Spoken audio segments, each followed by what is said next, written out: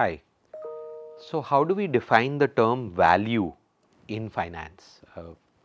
What do we mean by the word value? Unlike accounting, which has several terms, book value, market value, replacement value, uh, even in finance, the term value could mean a lot. However, the one that the industry swears by, a definition which usually never fails, a method of valuation which is the least uh, debatable method and the most trusted method in the industry is a method known as cash flow based valuation, which is also known as a DCF valuation, discounted cash flow valuation method. And hence the word value in finance is a simple one line definition that I want to ensure that you learn today and it sticks to you, which is value is nothing else but the present value of the future cash flows associated with the asset being valued. So, what do I mean by this?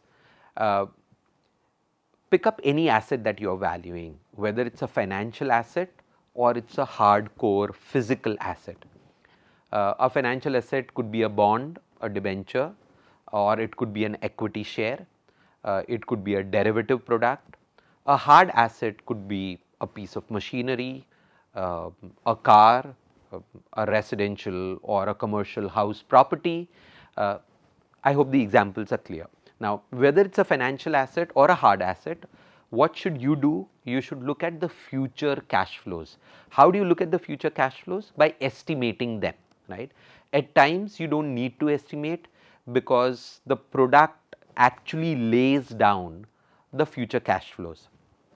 So, if you are talking about a financial asset like a bond, typically a bond, a corporate bond has a very clearly defined future cash flow, that what will the company give to a bond holder for the next 10, 15, 20 years, right. What do? Convert those future cash flows into present value. That is the value of the bond. However, there are assets which are riskier in nature, and when I say they are riskier in nature, we say there is risk associated with it because the cash flows are not very clearly defined and they are not very visible. For example, an equity share. When you buy an equity share as a shareholder, uh, you cannot predict the future cash flows easily because you're not sure what are the dividends that the company is going to declare in future. You're also not very clear that will the share price go up, go down, what will be the share price after 5 years when you're likely to sell the equity share. So, there is quote unquote a lot of uncertainty associated with the financial asset equity share. Now, that makes valuation a little bit difficult. Why? Because estimation of future cash flows becomes difficult. Nonetheless, you can tide over it by looking at the historical pattern. So, can you look at the history, the dividend payment history of this company for the last 20, 30 years? And with that, can you predict the future dividends? Maybe yes, reasonably possible task. However, it's difficult to do that for, let's say, a physical asset like a residential house property. Why? Because what are the future cash flows associated with a residential house property? A, you can rent it out, so you can get some rental income over the next 10, 15, 20 years. And then after 20 years, when you're trying to sell this house property, you'll get some amount. Now, both of these are difficult to predict because land prices, property prices tend to go up and down in cycles. And if you're not, an expert in this area, it becomes extremely difficult for you to predict the future cash flow that you'll get out of a residential house property. So, valuation is two parts. One is time value of money, which is just applying simple formulas to convert future values into present value. But the more difficult part is to estimate the future and to be able to calculate the future cash flows, alright.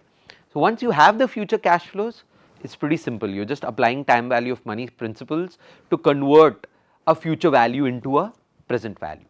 So, what do I want to do is start off with a simple asset right now, which is a financial asset, which is a bond, right, a corporate bond.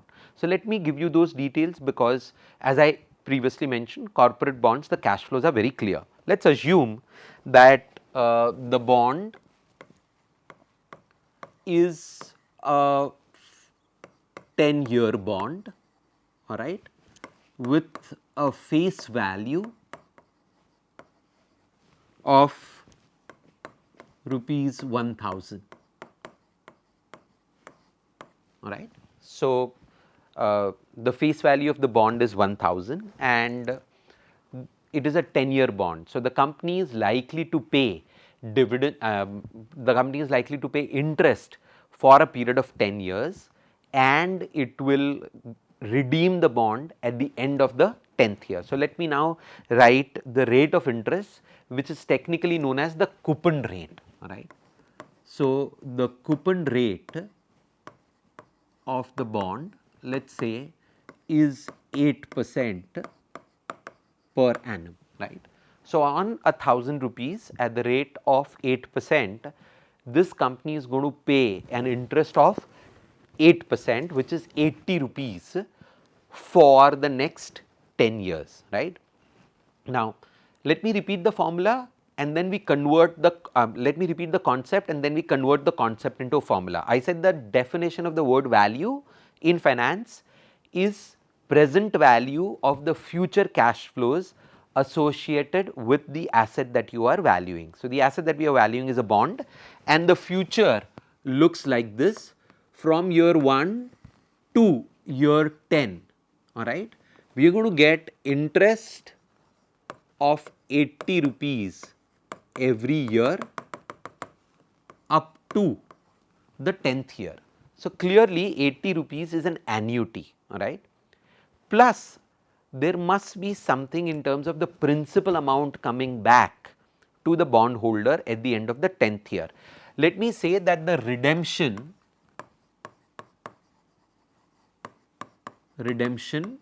is at par. So, what do I mean by a par redemption? The redemption is not at a premium, it is not at a discount. So, 1000 rupees is the face value and you will get 1000 rupees back as a bond holder from the company at the end of 10 years. If the redemption is at, let us say, a premium, then you will get more than 1000. If the redemption is at a discount, then you will get less than 1000 back, right.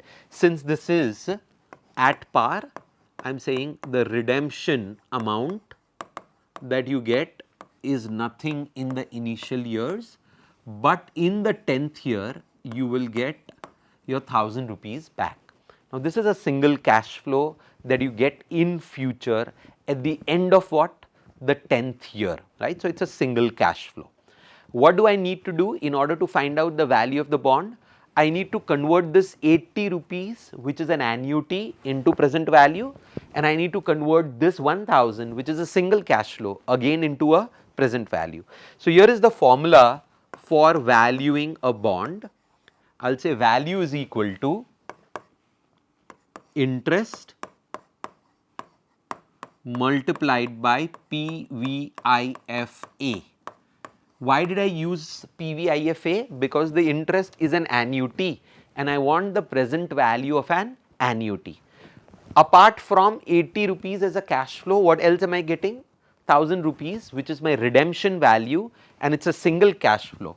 So, plus redemption price or value multiplied by PVIF. Why did I not use PVIFA? Because 1000 is not an annuity, 1000 is a single cash flow and hence we use the single cash flow present value formula, right. Now, the obvious question is that at what rate do I calculate PVIF and PVIFA, which is known as the discount rate, or your expectation of return. So, let me say that the expected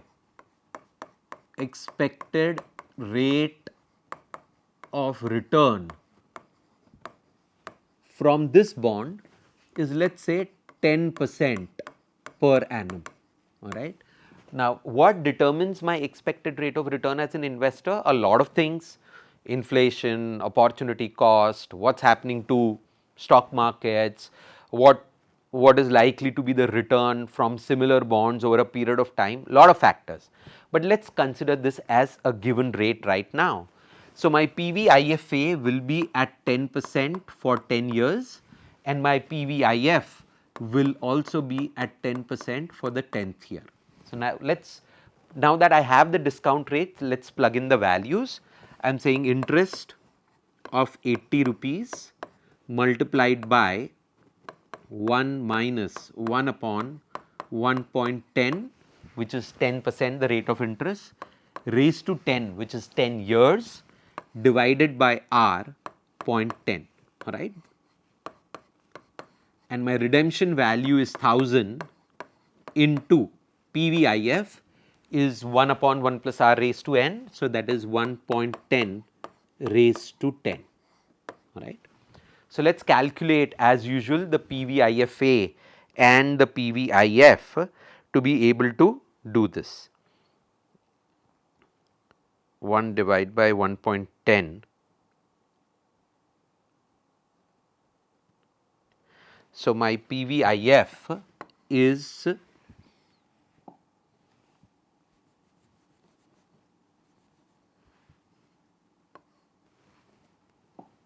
3.385. So, 1000 into 0.3855, all right.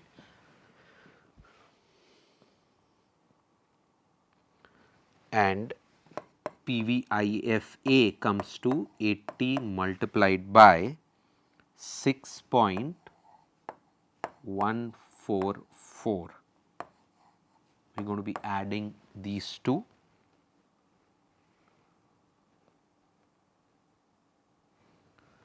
So, that gives me a value of 491.52 plus 1000 into 0.3855 will be 385.5, right. So, the total value of the bond, pardon me for writing it over here, comes to 877 approximately. That is the value.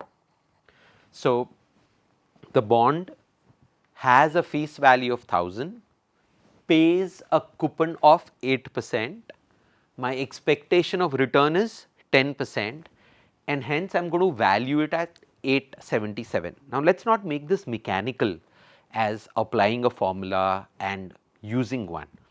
Let us apply the logic to this, that as an investor, what is my expectation of return? My expectation of return is 10%. However, does the bond pay me a return of 10%? What is the coupon rate of the bond? The bond promises to pay me a coupon rate of 8%, right. So, is the bond or the corporate giving me more than my expectation or less than my expectation? Clearly, it is giving less than my expectation, because my expectation of return is 10%, whereas the coupon rate is 8%. Now, am I going to be happy with this? Certainly not. So, am I going to overvalue this bond or am I going to undervalue this bond? I am going to undervalue this bond. The bond has a face value of 1000, but I do not like it as much, and hence I am going to value it only at 877. This is one way of thinking about it, that since my expectation of return is 10 and the coupon rate is 8, the bond has a value which is less than its face value, all right. That is one way of thinking about it. The other way of thinking about it is, if I am a prospective investor, all right. So, I do not have this bond, but I want to buy it. At what value will I buy it? I am willing to buy it at 877, which will be my cash outflow. So, I will pay 877, And what will I get from this bond?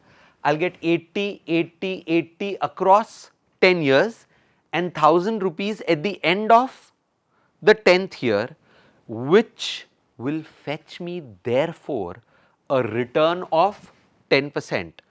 So, I can reverse the logic and say, hey, at what value should I buy this bond? I should buy this bond at a value of 877 if I want to earn a return of how much? 10%.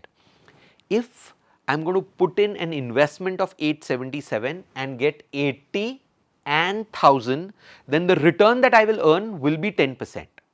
If I buy this bond at a value of 900, then my return will go down from 10%.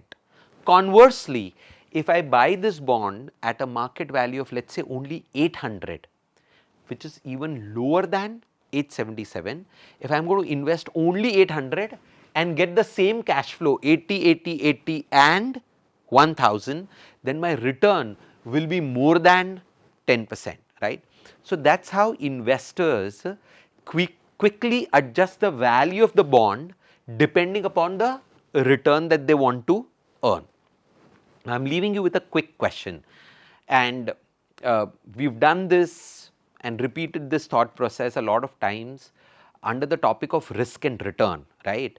You know, higher the risk, higher the return, lower the risk, lower the return. So, why is my return expectation at 10 and why is my return expectation from this bond not at 8% or 15%? Obviously, my return expectation is linked to the risk that I associate with this bond, right. Now, the question is, how do you assess the risk associated with a particular corporate bond? I'd be happy to get answers for that. Thank you.